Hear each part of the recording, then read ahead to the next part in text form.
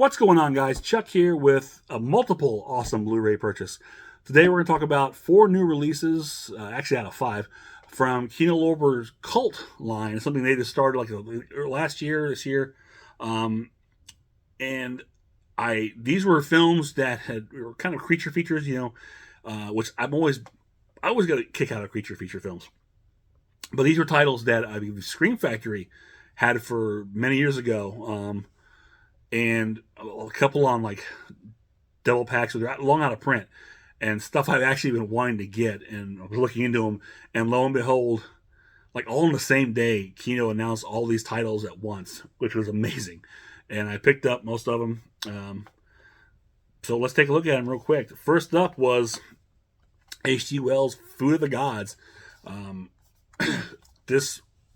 And I should point out, these are films I have not seen, but I've always wanted to check. I know their reputation and the outlandishness of them. It's just, again, something I wanted to check out. But they did really great presentations with all these films, as we'll get into. Especially these were, when they were in, like I said, I mentioned before, they were in Scream Factory, they were like just kind of double discs sets. But Kino did them right, giving nice slip covers, making individual films, giving each one their own due, which is pretty cool. So you got H.G. Wells' Food of the Gods. And here's your back. Special features on here include an audio commentary by film critics, author Lee Gambin and John Harrison, author of Wildcat, the films of Marjo Gartner.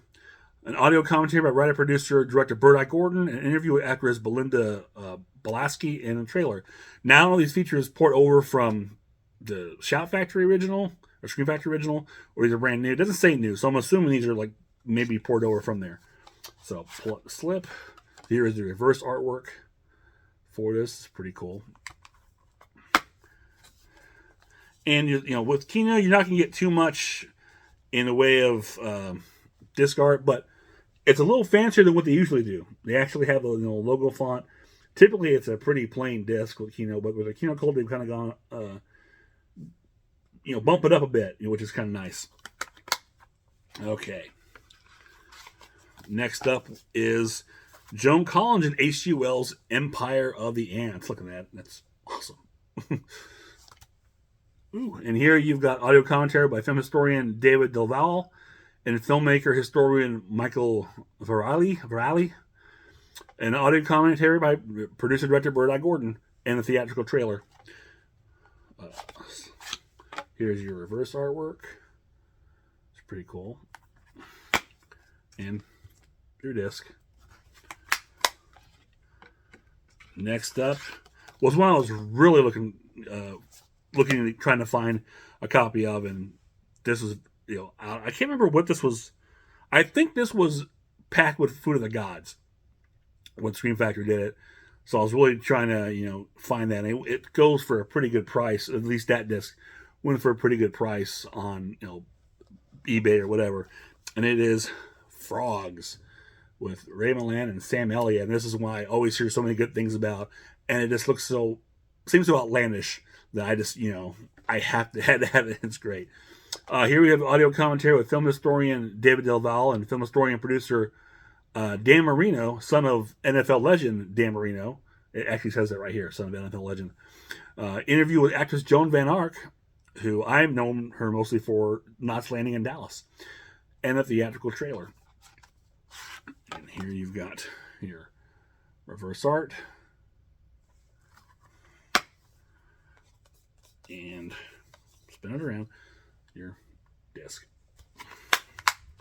And the last one in this set is William Shatner in Kingdom of the Spiders. This one probably has the most special features. You've got an audio commentary with film critic, author Lee Gamblin.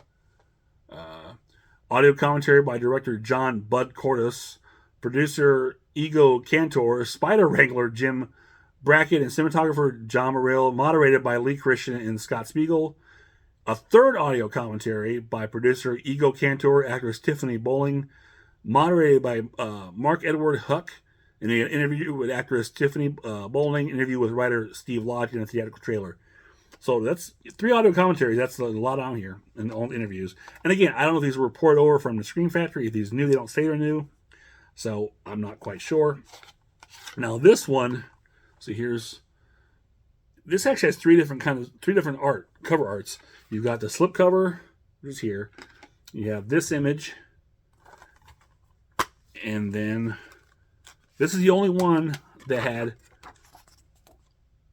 different artwork. So I'm not sure why it was special, but it seemed like Kingdom of the Spiders is a little bit more special than the other ones. Now, there was hold on. And then here's your disc. So there was a fourth one that came out also, which I didn't pick up, and that was Squirm, which I did pick it up because I actually do have the Scream Factory collector's edition of that one. And I don't remember if there was anything new, special features wise, for the Kino Lorber release, but I mean, it's just the Blu-ray. I'm sure I don't know if it's remastered on it, doesn't say it is. I'm sure it's the same Blu-ray that it typically is with Kino Lorber. It's the same Blu-ray they licensed from, or they got the license from Scream Factory and just put out. So I didn't bother getting that one. But it was very nice to get these. And what I really like about this Kino Lorber Cult line, and I think these are the first four I've gotten from this. I haven't picked up anything else from that I can recall. But for collectors out there, I know this can be really, important thing is the uniformity of these, and the numbering on the bottom. You see here, we have 10, 11, 12, and 14. 13 would have been Squirm, I'm sure. But this is these will look really nice on the shelf if you have, you're collecting this whole series all together. It doesn't really mean anything to me. I have everything alphabetized for the most part, a few exceptions. I don't really put my stuff, a lot of collectors I've seen, like all their Arrow, all their Scream Factory, yada, yada, yada collectors. I just basically, for me, it's just easier to put it alphabetically, with a few exceptions of certain series that kind of go together if they're not alphabetical, like Kevin Smith stuff, but it's whatever. So, yeah, so that is great. And these were actually under $20. Every one of these. I think I got them from Amazon. I didn't get them from Kino Lorber. I pre-ordered from Amazon. And the ending price, when they first went up, they were a little high. But of course, as always, the price comes down. And I think they were marked up about $28.30 initially when you pre-ordered them. They got down to, I paid like $18 for each one, which is pretty cool, actually, for brand new in these little sets at the end. I'm not complaining at all. That was really cool. So yeah, definitely get these, check it out. I'm looking forward to popping these in and having a nice creature feature night, because I always enjoy that kind of thing. Okay, so that is it for this one. If you enjoyed this, click thumbs up, share, subscribe, leave a comment below. Let me know you picked up these Kino Lorber cult films. If you got any of the previous ones, I can't remember which ones came out, but I'm pretty sure these are the first ones I picked up. I know they've talked about, when they first announced this line, like last year, they were talking about releasing the Ilsa movies in the Kino Cult, and that's still something that's been kind of put on hold or working slowly to get it. So I'm looking forward to picking those up as part of this line. And with there's also a lot of talk of the Kino has so many, I guess, libraries or licensing, and then some talk about what they're putting out, what they won't put out, which is interesting because I looked at Kino's website, and they have a pretty good variety of films and genres that you can pick up, and a lot of times they're very, very cheap, especially when they have their sales. You can get a lot of stuff well under $10.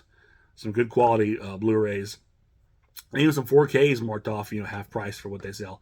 So there's a good, like I said, what's we're looking for? Assortment and variety, that's it. But with this Kino Cult line, I think they can take some films which I can't imagine there's, anything would stop them from putting out before. But I think now they just can kind of curate them into their own little label, because they put out a couple of obscure horror films and on their regular titles, and I guess now going forward, they can take those titles and just kind of separate them and make them Kino Cult, which is cool. whatever it takes to get these films released. That's the important thing.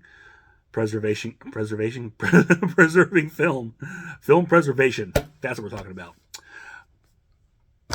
Or just say hi. I'll always say hi.